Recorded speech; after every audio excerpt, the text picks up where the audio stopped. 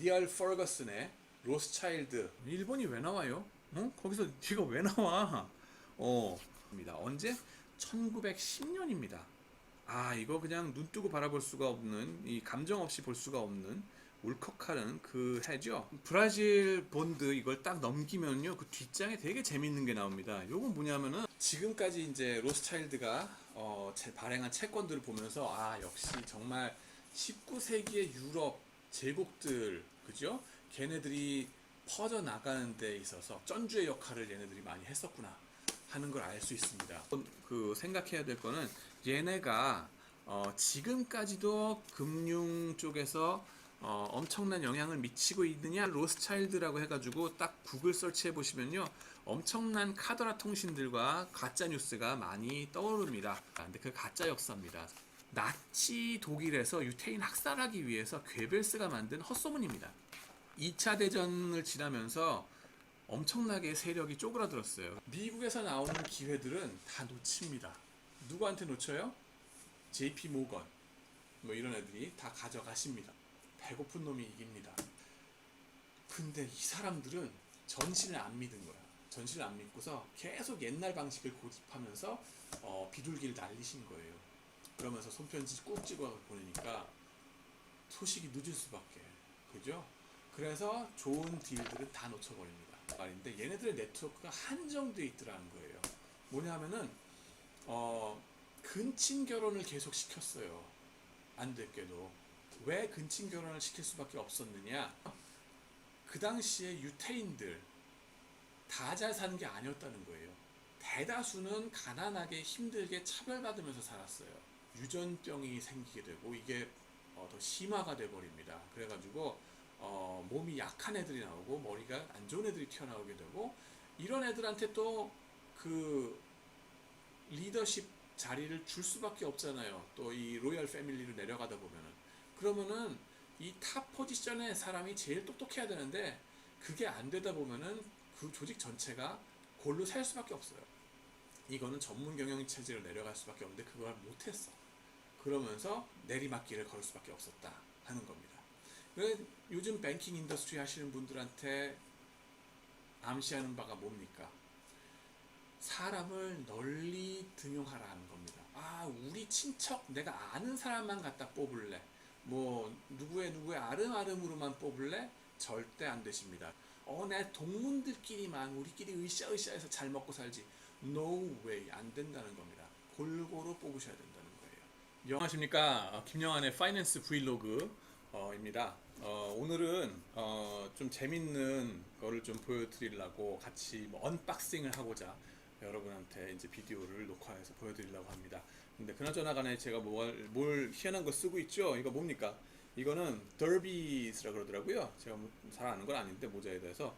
이거는 사실 제가 2, 3년 전에 런던에 갔을 때에 뱅커들이 쓰던 모자를 좀 달라. 그래가지고 제가 파이낸스 교수니까 나중에 뱅커들 길러내는 거, 제대로 된 뱅커를 길러내는 게 제 소원이거든요. 그래서 그 뱅커들의 모자를 한번 좀 달라. 그래가지고 사갖고 왔습니다. 런던 뱅커들, 그죠? 런던 하면 파이낸스고, 그죠? 런던 뱅커들. 그들 중에서도 가장 대표적인 뱅커라고 할 수 있는 로스차일드, 그죠? 로스차일드의 가문의 이 워트든 매너라는 곳을, 그 별장, 런던 바로 근교에 있는 별장을 제가 가가지고 하루를 꼬박이 투자해가지고 가서 쫙 녹화를 한 거 동영상 보셨을 겁니다. 보셔야 됩니다. 근데 그거를 찍고 나서 거기에 이 기념품 가게를 들어갔어요. 건물 밑에 꼭 그게 있더라고요. 대표적인 거는 사실 로스차일드는 와인입니다. 그죠? 샤토 드 르피트 그러면은 뭐 한 병에 3천만 원.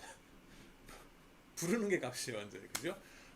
그런 와인, 뭐, 물론 거기는 있는지 몰랐어요. 제가 뭐 살펴보지도 않았고, 제가 돈이 없어가지고 어차피. 근데 그런 것도 있지만은 저의 직업상, 그죠?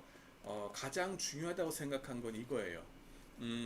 여기 보시면은 The Necessary Security라고 책인데요. 로스차일드 가문에서 이 뱅킹 하면서 정부들 위해서 많은 채권을 발행해 줬거든요. 얘네가 그 채권을 발행한 주간사로서 발행을 한 기록입니다. 주간사 언더라이터라고 얘기를 합니다. 파이낸스 터미널은. 근데 그 언더라이팅을 어떻게 어느 정부를 위해서 유럽의 어떤 제국을 위해서 돈을 끌어모아 줬던가 하는 걸 보여줍니다. 물론 여기에 보시면은 상상 밖의 나라들이 조금 나올 겁니다. 좀 이따 보시고요. 근데 그게 이제 자기 혼자서 이 로스차일드가 다 빌려준 게 아닙니다.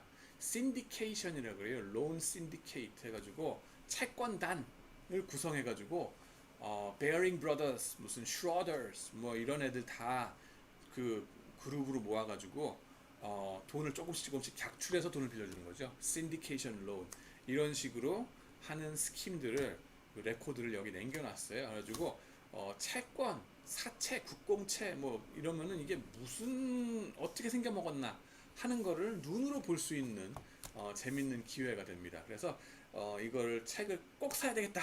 그러고서 그걸 그냥 샀어요. 네, 그래서 이걸 갖고 유튜브 녹화를 해야지 했는데 몇 년이 벌써 흘렀네요. 너무 바빠가지고 오늘 드디어 이걸 녹화를 하게 됐습니다. 왜냐하면은 제 인터내셔널 파이낸스 강의 시간에 인터내셔널 번드에 대해서 얘기를 할 거거든요. 그래서 요 머티리얼을 가지고서 한번 좀 쳐다봅시다 하는 게 그 아이디어가 되겠습니다. 자, 잠깐만요. 이 책을 보시면은 The Necessary Security라고 했습니다. An Illustrated History of Rothschild Bonds 그랬는데 필요한 증권이란 거죠. 누가 뭘 하는데 필요합니까? 그 제국들이 그 나라들이 자기의 제국 건설을 위해서 꼭 필요로 했던 증권, 채권이 되겠다 하는 겁니다. 그 채권 발행의 역사, 로스차일드가 역사적 기록으로 자기네들이 한 걸 남겨놨습니다. 여기서 번호들이 1, 2, 3, 4, 5, 6, 7, 8 이거 쭉 나온 거 뭘까요? 여러분들 조금 생각은 하셨을 텐데 나중에 말씀드리겠습니다. 여기 컨텐츠를 보시면은 여러 나라들이 쭉 나옵니다. 프러시아 뭡니까? 나중에 독일이 된 독일 제국 얘기가 되겠죠? 근 200년 전에 그 독일을 위해서 프러시아를 위해서 발행한 본드 채권에 대한 얘기가 나오겠고 러시아, 스페인, 이집트, 남아프리카 이거는 다 이제 영국이나 네덜란드가 식민지 개척하는데 쓰는 돈을 지원해 준 거가 되는 거죠. 그 다음에는 칠레, 그 다음에 일본 나옵니다. 일본이 왜 나와요? 거기서 이거 왜 나와? 보기 좀 충격받았었습니다 처음에. 네, 이럴 수가 하는 거죠. 얘네가 1905년부터 로스차일드한테서 돈을 빌렸던 애들이구나 하는 걸 느낄 수 있습니다. 보시면은 그 다음에는 브라질, 프랑스, 헝가리 쭉 나오고요. 이게 이제 요약된 거죠. 그 많은 딜들 중에서 일부만 보여줍니다. 첫 장에 딱 넘기자마자 나오는 게 뭐예요? 아니 이럴 수가. 후지산 나오죠? 프랑스어로 저는 읽지 못합니다만은 대충 눈치 깔 수 있죠? 일본 정부를 위해서 발행한 채권이 되겠습니다. 언제? 1910년입니다. 이거 그냥 눈 뜨고 바라볼 수가 없는 이 감정 없이 볼 수가 없는 울컥하는 그 해죠. 얘네가 경술국치 때 우리를 침범해 들어와가지고 고종 황제를 그렇게 하기 전에 그죠? 쫓아내고 막 그런 짓을 하기 전에 식민지 개척을 하기 위해서 돈이 필요했을 거 아니에요. 그거 하는데 돈을 빌린 게 증서가 이거라고 보시면 되겠습니다. 어디서 빌렸어요? 프랑스 파리. 이거 불란서 말로 딱 쓰여 있는 거 보니까 이 한 장당 500프랑씩입니다. 근데 몇 밀리언인지 몇백만 밀리언을 프랑을 빌립니다. 그걸 갖고서 나중에 우리를 침범해 들어온 겁니다. 네, 감정적으로 보자면 끝도 없습니다. 근데 일단은 최대한 객관적으로 바라봅시다. 네, 억울하면은 일단 우리가 나라가 발전하고 봐야 되는 일입니다. 그리고 우리가 상대하는 일본, 얘네가 장난은 아니다 하는 거를 우리도 또 알 수 있습니다. 얘네가 왜 그렇게 그 자존심을 부리는지 또 이해는 할 만합니다. 그러나 그건 과거의 영광이죠. 중요한 건 미래입니다. 자, 열심히 하면 돼. 그리고 우리가 정신 차리면은 우리 후손들은 최소한도 행복하게 해줄 수 있죠. 자, forward 쭉 나오고 necessary security 해가지고 우리 로스차일드의 얘기들이 쭉 나옵니다. 네.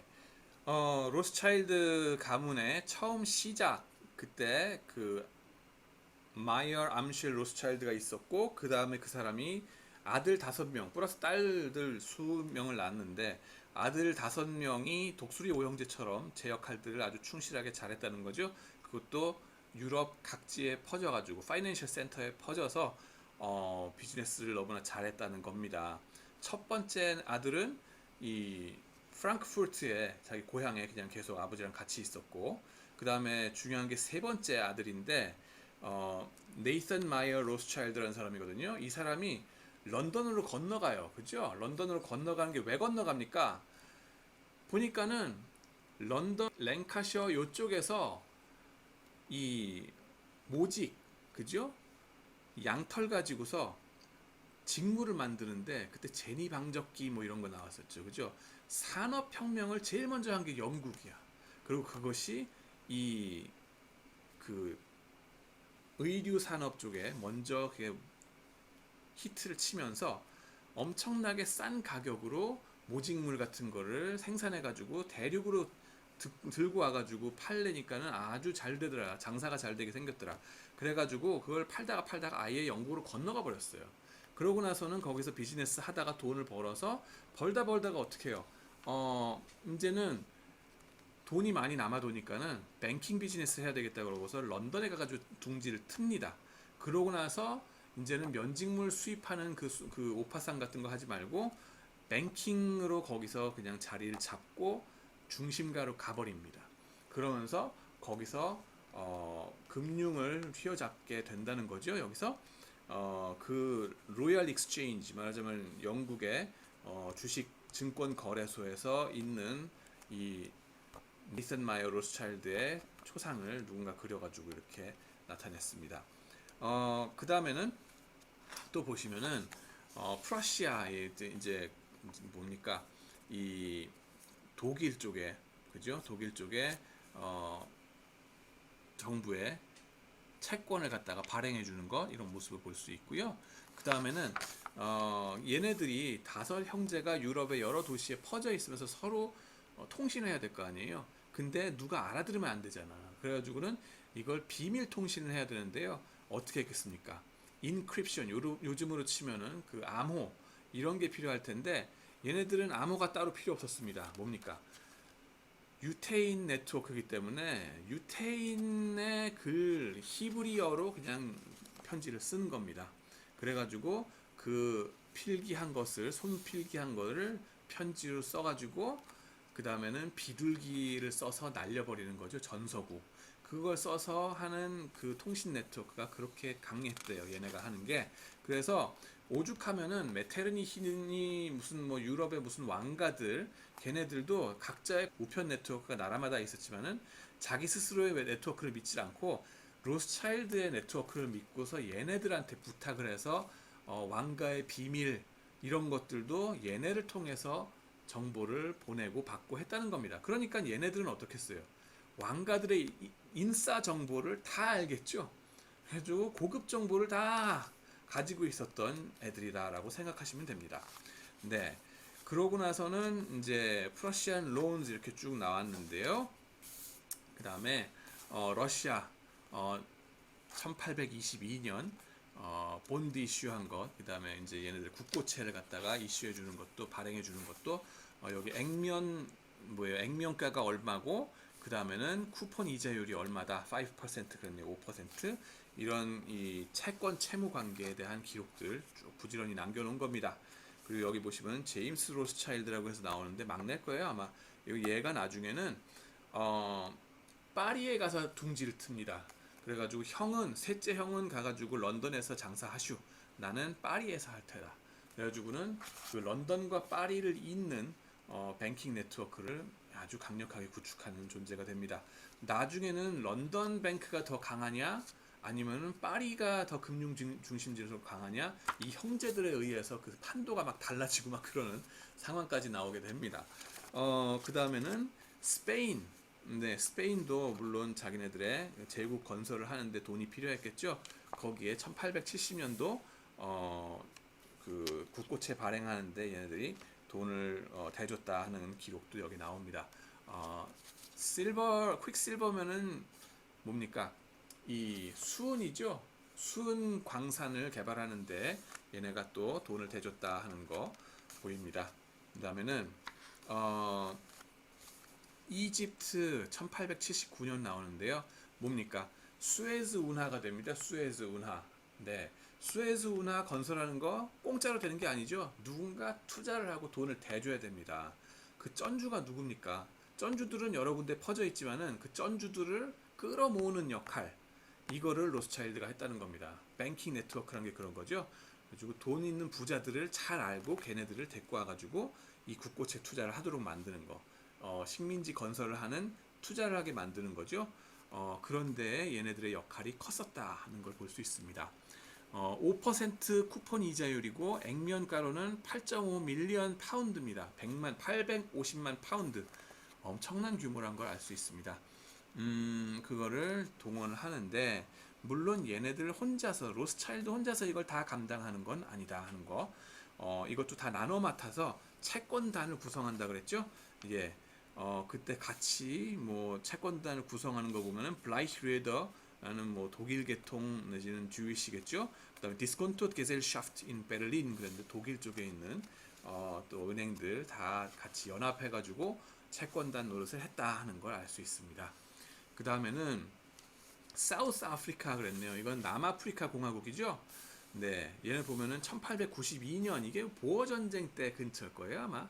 그래가지고 누가 이 금광을 개발하느냐, 그리고 다이아몬드도 개발하느냐, 이런 것들이 키 이슈가 됐었죠. 그리고 영국은 로스차일드 이래로 뭡니까? 금본위 제도를 합니다. 금본위 제도. 은본위 제도를 못한 이유가 뭐예요? 일설에 의하면은 은을 다 중국으로 내보냈다 하는 겁니다. 왜? 티를 먹어야 되니까, 차를 먹어야 되니까, 그죠? 중국에서 차를 들여오면서 은이 다 그쪽으로 빠져나갔어요. 그러다 보니까는 금을 쓸 수밖에 없는 상황도 되고요. 여러 가지 다른 이슈로 인해 가지고 또 금본위 제도를 채택하게 됩니다. 근데 얘네들한테는 그만큼 금이 중요한 귀금속이 되는 거죠. 근데 거기 사우스 아프리카, 이쪽 아프리카 개척하면서 또 여러 가지 이런 지하 자원들을 캐내고 하는데, 공짜로 되는 거 아니죠. 누군가 돈을 대줘야지 캘 거 아니에요. 그 돈 대주는 거 누가 하느냐? 로스차일드가 했다 하는 겁니다. 이 본드를 발행해가지고 자기네들도 갖다 투자를 하지만은 또 다른 채권단을 끌어들이는 겁니다.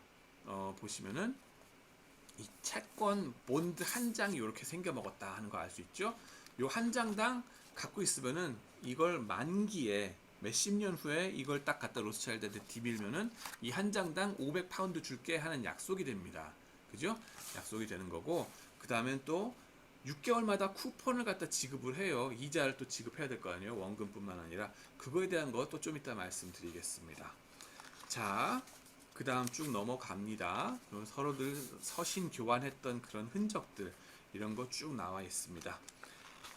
그 다음에는요, 칠레도 끼어듭니다. 여기에 남아메리카. 네, 정말 이 얘네가 뻗은 그 손이 여러 나라에 뻗어가는 거죠. 4.5%네요. 쿠폰 번드. 그리고 칠레가 뭐예요? 그 남부로 길쭉한 나라인데 거기에 철도를 깔아야 되겠죠. 철도 까는 레일웨이 번드 이슈가 되겠습니다. 네, 경부선만 해도 긴데 칠레 남에서 북이면은 얼마나 길겠습니까? 그 프로젝트를 갖다가 담당해서 돈을 갖다 끌어주는 겁니다. 엄청난 규모죠? 네, 그거를 얘네들이 했던 겁니다. 네, 그 다음에는 나사니엘 the first Lord Rothschild 그랬는데요. 이 사람도 뭐예요? 그 손자뻘이 되나요? 아까 오형제가 나왔는데 그 아들이 됩니다. 근데 이 사람은 처음으로 귀족 자귀를 받은 로스차일드 가문의 사람이 되겠습니다. 당시에 유럽에서 유대인이라 그러면은 차별이 심했죠. 이유는 한 가지 있습니다. 중요한 게. 근데 로마 황제한테 2000년 전에 개겨가지고 끝까지 개기고서 항복하지 않고 그러는 바람에 아주 그냥 로마 황제가 아주 얘네들을 갖다가 동네방네 뿌리면서 갖다가 노예로 써먹어라 그러면서 차별을 하게 만들었죠. 그게 남아있는 겁니다. 계속. 그래가지고 얘네들한테는 귀족 자기를 받을 수가 없게 만들었고, 땅도 가질 수가 없게 만들었고, 농업을 할 수가 없게 만들었어요. 그러니까 뱅킹 비즈니스로 자연스럽게 몰릴 수밖에 없었고, 아니면 변호사라든가 회계사라든가 그런 전문 직종으로 갈 수밖에 없었어요. 귀족들이 하지 않는 작업들. 그리고 뱅킹으로 가게 된 거는 뭐예요? 너희 형제들한테 이자를 받아 먹어서는 안 된다 하는 성경 말씀이 있는데, 형제의 정의가 뭐냐 이거예요. 유럽 사람들한테는 형제의 정의가 크리스천이거든요. 예수님을 그 메시아로 모시느냐 아니냐 하는 데 있어서 메시아로 믿는 것이 크리스천이죠.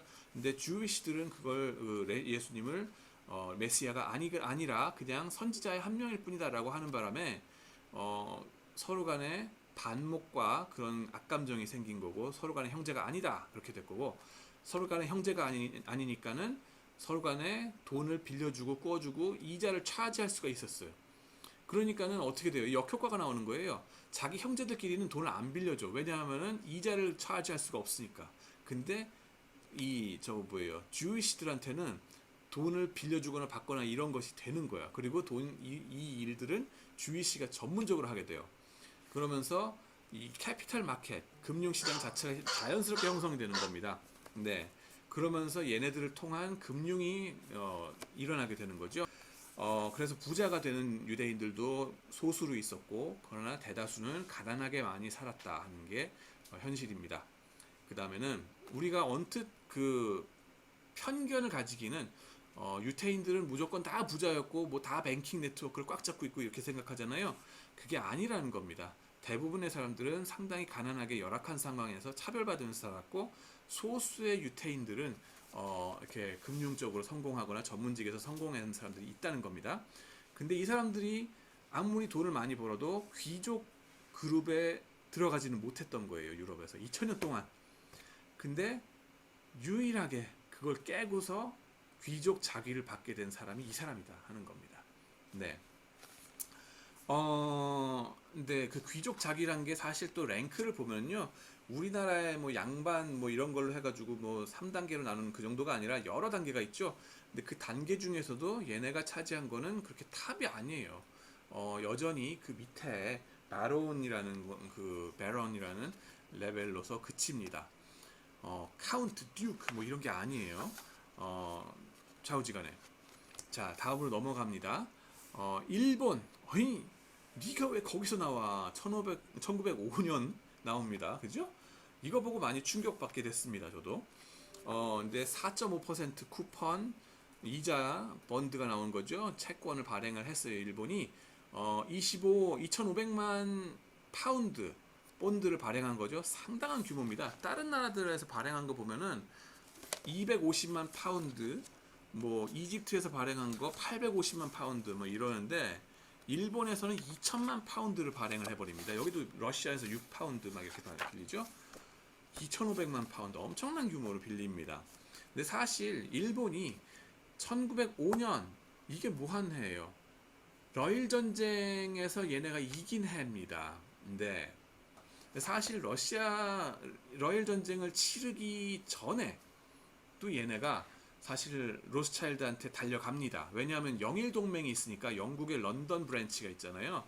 야, 우리 영일 동맹 있는데 우리 좀 돈 좀 빌려줘.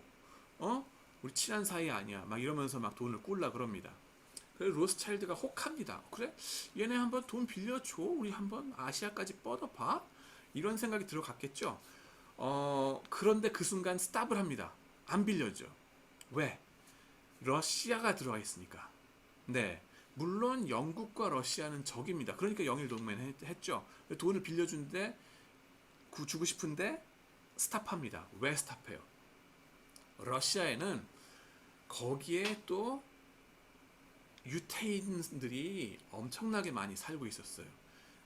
그쪽 러시아 동구권에 살고 있는 유태인들을 일컬어서 아시케나츠 주이시라고 얘기를 합니다. 아시케나츠라고 하는데, 털모자 쓰고 머리 막 기르고 막 그 수염도 막 기르고 그런 그 찾아보시면 나와요. 그래서 그분의 그 사람들의 특징이 막 나오는데, 엄청나게 러시아 사람들한테 차별을 받으면서 고생하면서 산 게 이 아시케나츠 주스들입니다.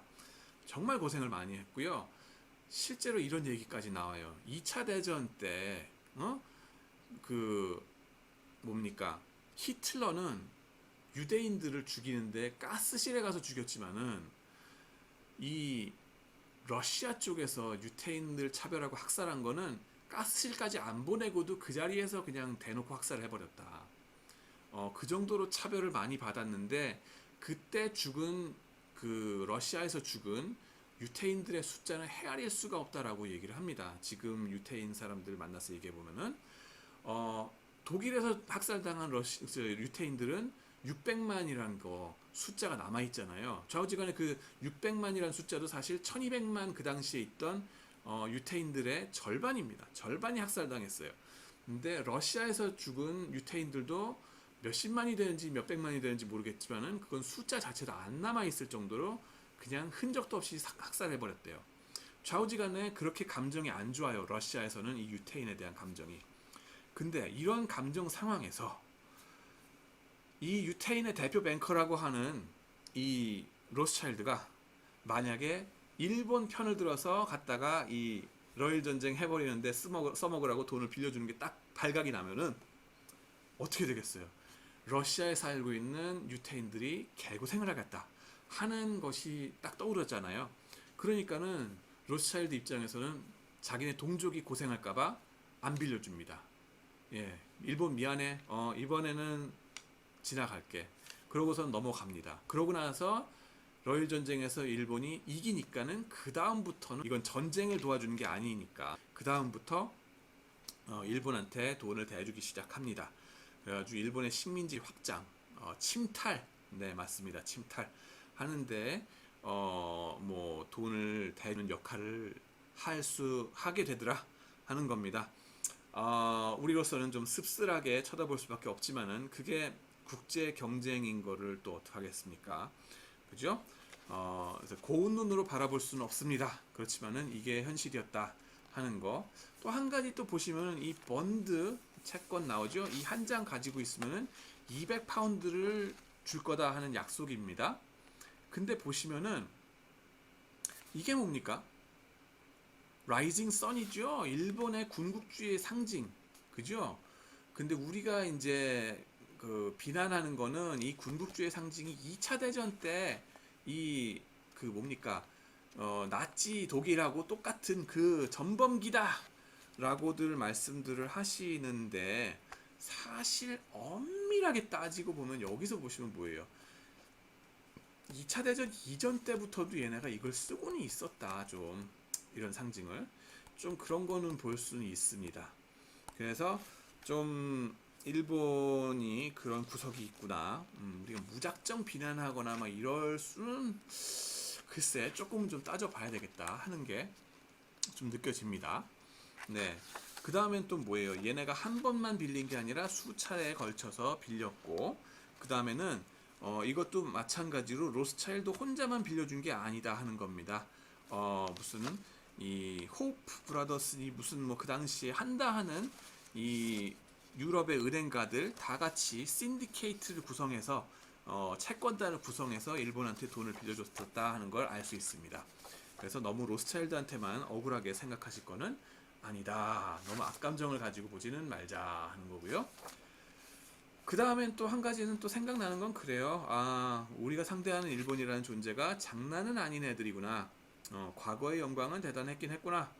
그러나 우리도 이거에 맞서서 이제 우리의 국력을 신장해 나가는 데 있어서는 열심히 해야 되겠다. 근데 그런 거 생각하면 우리도 참 대단하긴 하다. 한국도. 그 지금 선진국이랍시고 이제 막 이렇게 행사를 하고 있는 나라들 보면은 벌써 100년 전, 200년 전부터 제국을 형성하고서 막 나가던 애들이고요. 침탈을 당했던 나라들 중에서는 중국 빼고는 우리나라 빼고는 제대로 하는 나라 별로 없어요, 솔직히. 근데 우리는 벌써 그거를 강남 스타일 이래로, 그죠? 여러 가지 지금 BTS까지 엄청나게 문화적으로 선진국으로 벌써 주도적인 역할을 하고 있고, 뭐 반도체 삼성전자 엄청나죠. 현대차도 그렇고 지금 현대차의 판매량이 GM을 앞질렀다고 이번 쿼터에, 그죠? 제너럴 모터스를 앞섰습니다. 오래 살고 볼 일입니다. 그죠? 그런 상황까지 지금 막 가고 있어요. 근데 우리는 이런 제국주의 침탈을 안 하고서도 그죠? 이렇게 계속 keep on with the great work 해야 되겠습니다. 그죠? 네, 열심히 살아야 됩니다. 그 다음에 뭐예요? 브라질 이렇게 나옵니다. 브라질 1922년 번드 발행인데요. 보시면은 이게 이제 900만 파운드죠. 재밌는 건 뭐냐면은 얘네가 번드를 발행하는데 다 브리티시 파운드, 영국 파운드화로 발행을 합니다. 인터내셔널 번드, 국제 번드 발행이 되는 거죠. 한 100년 전부터 이런 행동을 국제 번드 이슈가 있었다 하는 걸 알 수 있습니다. 그리고 또 한 가지는 여기 보시면 브라질, 그죠? 브라질에서 커피 빼면 또 뭐가 있겠어? 아나콘다 있나요? 네, 아마존도 있고. 그렇지만은 커피가 유명하죠. 문제는 뭡니까? 이 커피가 그죠? 농산물이잖아요. 그러다 보니까는 이 수요와 공급의 영향을 많이 받아서 가격이 널뛰기를 합니다. 풍작이 나면은 오히려 쪽박 차는 경우들 많죠. 왜? 공급이 초과 공급이 돼 버리니까는 이 상품 시장에서 가격이 너무 떨어져 버리는 거예요. 반대로 약간이라도 흉년이 들거나 이러면 가격이 너무 많이 뜨고, 그죠? 안정적이지 못하단 말입니다. 이제 브라질 정부에서 생각해낸 게 또 뭐냐 하면은 이 가격이 확 떨어졌을 때 이게 너무 떨어지지 않도록 이걸 뒷받침해주고 이 수매를 해주자. 우리로 치면 뭐예요? 추곡 수매 뭐 이런 것처럼 이 커피 수매를 해주자. 커피 수매 아무나 합니까? 아무렇게나? 이거를 돈이 있어야 할 거 아니에요. 그 수매해주는 돈을 확보하기 위해서 채권을 발행해야 되겠죠? 그런 채권 발행하는 기록이 되겠습니다. 7.5%, 7.5% 쿠폰 번드가 되겠고요. 그 다음에는 900만 파운드 액면가가 되겠습니다. 네, 그래가지고 그 번드를 발행하는데 여기 보시면은 이 한 채권, 이 한 장 단위로 가서 보면은 1000파운드 하나당 1000파운드의 가치입니다. 아주 만기 때 가서 이걸 들이밀면은 1000파운드 줄게 하는 약속이고요. 900만 파운드가 발행됐으니까 이 종이 쪽이 9000장이 발행이 됐겠죠. 그래가지고 여러 투자자들한테 분산해서 줬다는 얘기입니다. 그러고는 뭐예요? 브라질 본드 이걸 딱 넘기면요, 그 뒷장에 되게 재밌는 게 나옵니다. 요건 뭐냐면은 뭐 같아요? 여러분들 이 쇼핑 가실 때 뭡니까? 그로서리 쇼핑 같은 거 할 때 쿠폰 나오죠? 딱 그 모양으로 생겼습니다. 이게 쿠폰입니다. 본드에서 이 국고채의 이자표입니다. 이자표. 이걸 쿠폰이라고 얘기를 합니다. 뭐냐면은 여기에 7.5% 이자 2표채 본드라 그랬잖아요. 그러니까는 이 1000파운드, 요거 하나당 1000파운드인데 1년의 이자율 7.5%를 적용시킵니다. 그래가지고 1년에 7.5 75파운드를 이거 들고 있는 사람한테 주는 거죠. 근데 75파운드를 한 큐에 주는 게 아니라 6개월에 한 번씩 그 절반씩을 주는 거예요. 75파운드면은 얼마가 됩니까? 37.5파운드씩 줘야 되겠죠? 37.5파운드. 그래가지고 여기 보시면은 쭉 뭐가 나와요? 첫 번째 쿠폰, 이거는 1923년 4월 1일 날 주겠다 하는 약속이 나옵니다. 그러면서 이걸 들고서 이 한 장 뜯어가지고 로스차일드한테 오시면은 37파운드 10실링을 드릴게요. 10실링 이게 나옵니다. 10실링 이게 뭐예요? 절반 파운드거든요. 20실링이 1파운드입니다. 그러니까 10실링 이꼬르 half 파운드가 되는 거죠. 그리고 37.5파운드씩 6개월에 한 번마다 주겠습니다 하는 약속이 띡띡띡띡띡 나와가지고 60번 반복됩니다. 그럼 30년 동안 지속되는 이 국고채가 되겠습니다. 이게 브라질 본드가 되겠습니다. 이래서 이거를 쿠폰 본드라 그러고요. 본드는 이렇게 한 번 발행되면은 뭐예요? 2표 여기에 나오는 이자율 이거 자체는 고정돼 가지고 안 변합니다. 이 쿠폰 자체는. 물론 시장 이자율은 계속 매일매일 변하죠. 그건 할인율이 되고요. 이거는 이자표 약속한 거는 이 프린트 되면서 딱 픽스가 돼가지고 그냥 나간다. 30년 동안 계속 지속된다 하는 겁니다. 그 다음에는 뭐예요? 프랑스의 철도 공사, 그죠? 철도 사업하는데 이게 또 돈이 필요하잖아요. 여기서 또 로스차일드가 역할을 해가지고 제가 얘기했었죠. 그 뭐예요? 이 파리에 있는 로스차일드 브랜치가 그 당시에 상당히 컸었다 하는 거. 얘네들이 역할을 해가지고 또 자금 조달을 해줍니다. 이때 얘네들 혼자서만 하는 게 아니라 뭐예요? 다른 채권단이 또 같이 신디케이트를 구성을 하는데 그때 나왔던 애들이 라자르드 브라더스 이게 나오고요. 그다음 모건 그랜펠 나오는데 모건 그랜펠은 뭐냐면은 이 JP 모건 쪽에서 나오는 거예요. 그래가지고 유럽 쪽에서 역할을 했던 투자은행이 모건 그랜펠이 되겠습니다. 그다음에 NM 로스차일드라는 얘네들이 역할을 했다는 걸 알 수 있고요. 채권단으로서. 그다음에는 이렇게 철도 그림 같은 거 쫙 멋있게 보여주면서 이거 한 장당 얼마씩 줄게 하는 그 약속 증서가 되겠습니다. 채권 증서. 네, 이렇게 하고 그 다음에는 마지막으로 나오는 게 헝가리 1926년 나왔다 그랬죠. 이거는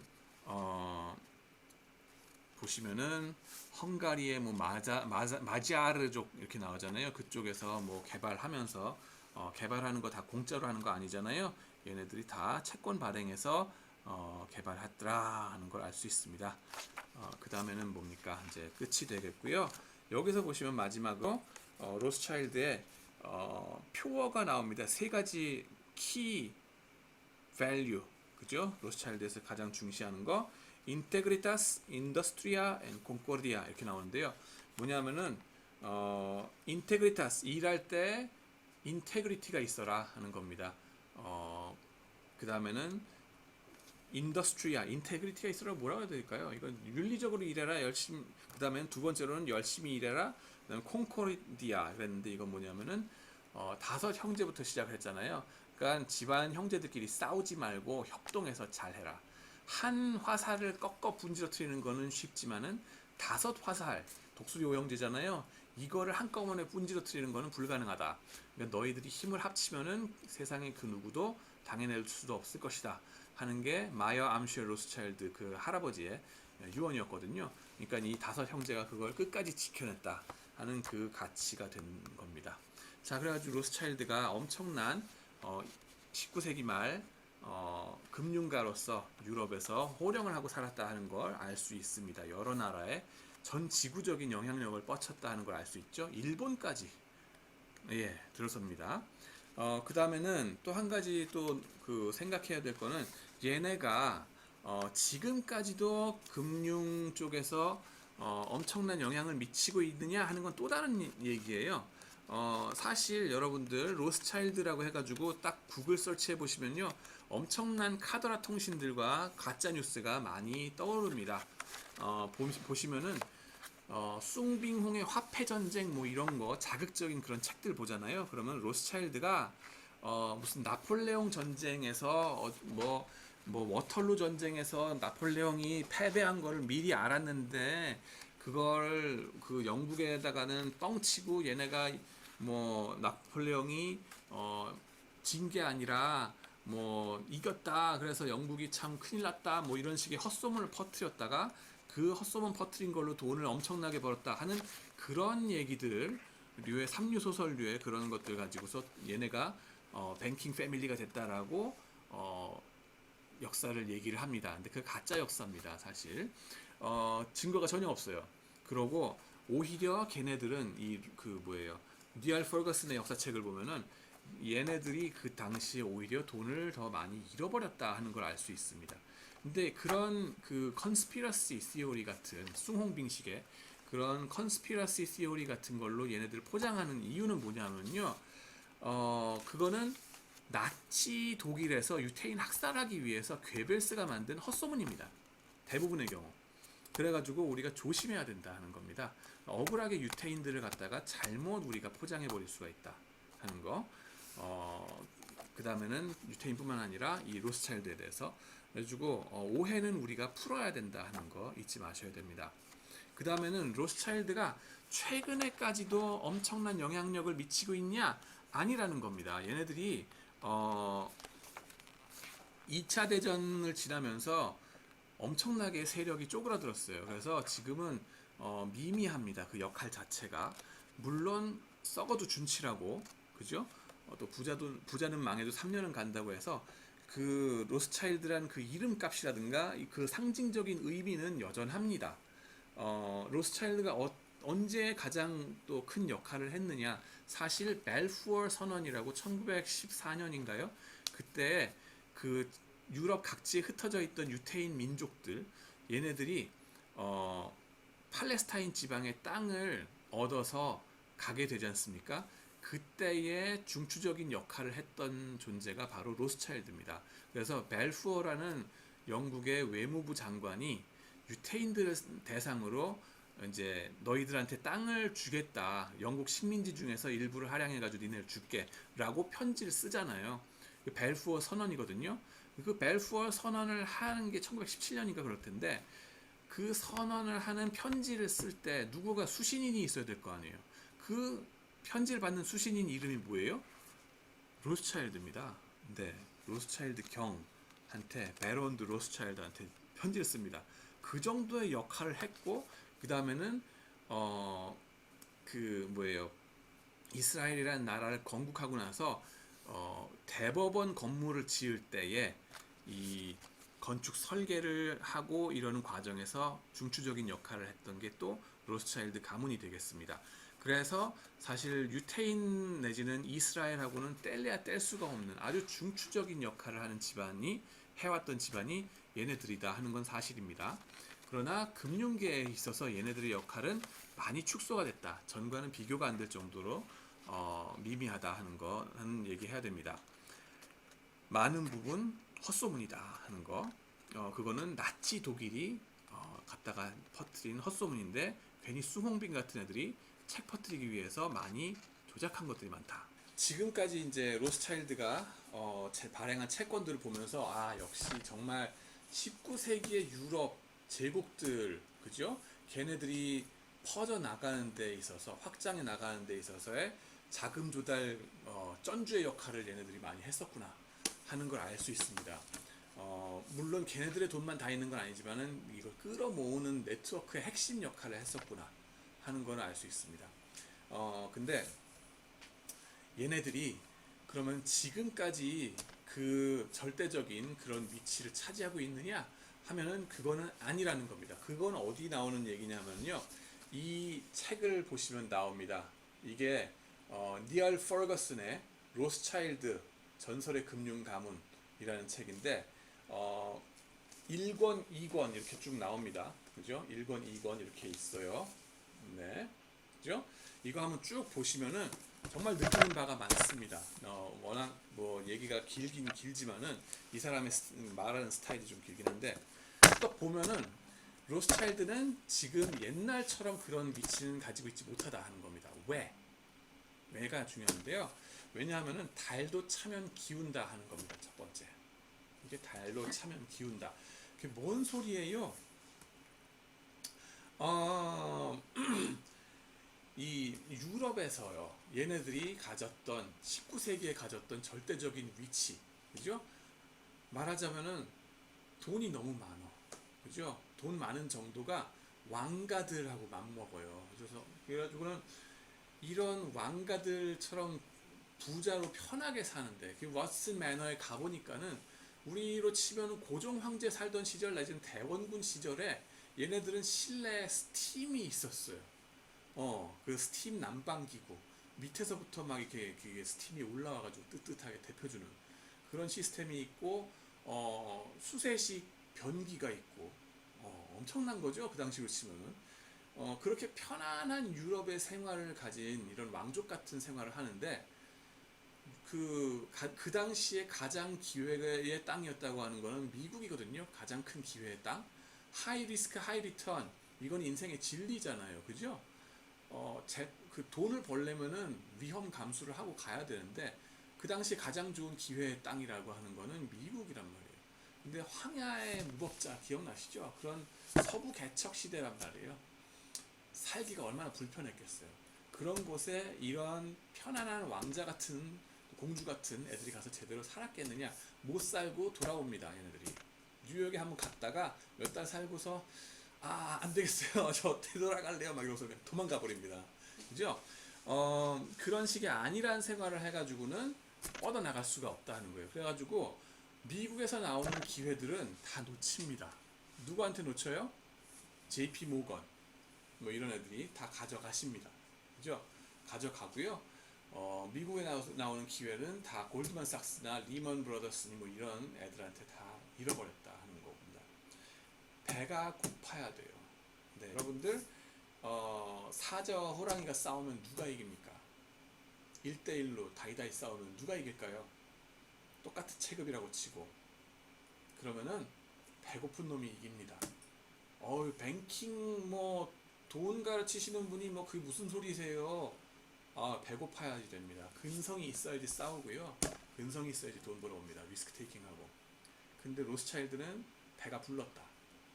네, 이미 100년 전 1차 대전 때 배가 불러가지고 나자빠졌던 게 로스차일드입니다.